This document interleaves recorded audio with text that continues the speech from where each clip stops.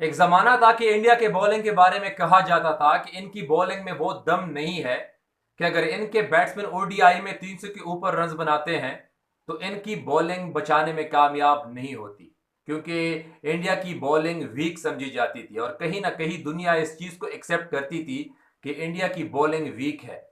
लेकिन उस टाइम में भी इंडिया के बॉलर्स ने 2011 का 50 वर्ल्ड कप जिताया है। अब हम ये नहीं कह सकते कि बॉलर्स ने जिताया है, लेकिन कोई एक शोबा आपको वर्ल्ड कप नहीं जिता सकता। कंट्रीब्यूशन करनी पड़ती है। बॉलर्स भी कंट्रीब्यूट करते हैं, बैट्समैन भी कंट्रीब्यूट करते हैं। और अगर मैं उस वर्ल्ड कप की खास चीज आपको बताऊं तो उस वर्ल्ड कप में इंडिया के जहीर खान ने 21 खिलाड़ी आउट किए थे। और कहीं ना कहीं ये चीज जहन में आती है कि उस टाइम भी इंडिया के पास बॉलिंग थी। लेकिन एक जमाना यह है कि इंडिया ने वो कंसेप्ट चेंज कर दिया है। इंडिया ने दिखाया है कि बॉलिंग सिर्फ टिकटॉक तक महदूद नहीं है, बॉलिंग सिर्फ स्टेट्स तक महदूद नहीं है, बल्कि बॉलिंग करनी पड़ती है और दिखाना पड़ता है, बड़े स्टेज पर साबित करना पड़ता है। और ये बुमराह, सिराज, अर्शदीप ने दिखाया है। मोहम्मद शामी भी आप रख सकते हैं इसमें, क्योंकि 2023 के 50 वर्ल्ड कप में जब दुनिया के बड़े बड़े बॉलर्स पिट रहे थे तब इंडिया के बॉलर्स खुद को बचा रहे थे। दुनिया के बड़े बड़े बैट्समैनों के खिलाफ तबाहकुन बॉलिंग कर रहे थे।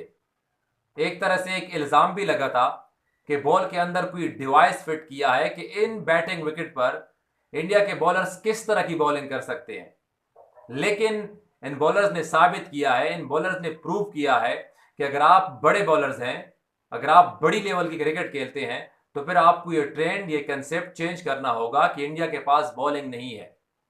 अब हालिया सीरीज में श्रीलंका के खिलाफ इंडिया ने पहले मैच में 213 रन बनाए थे और जवाब में श्रीलंका ने 140 बना लिए थे 14 ओवर के बाद, सिर्फ एक विकेट खोकर।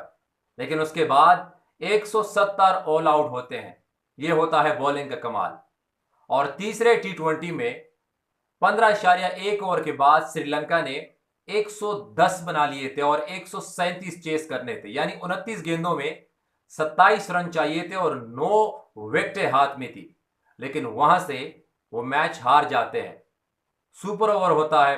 सुपर सुपर ओवर में दो खिलाड़ी आउट होते हैं और सिर्फ 2 रन बनाने में कामयाब होते हैं श्रीलंका वाले।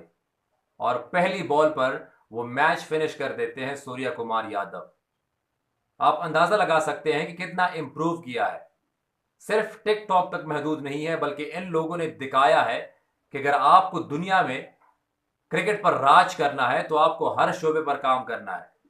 बॉलिंग इंप्रूव की है, बैटिंग इंप्रूव की है, फील्डिंग इंप्रूव की है। और यहां तक कि इनकी टीम में कोई ऐसा खिलाड़ी मौजूद नहीं है जिन पर आप उंगली उठा सके कि इस खिलाड़ी को इस स्क्वाड में नहीं होना चाहिए था। परफेक्शन है हर शोबे में, हर फील्ड में। और ये टीम अब दुनिया क्रिकेट पर राज करेगी।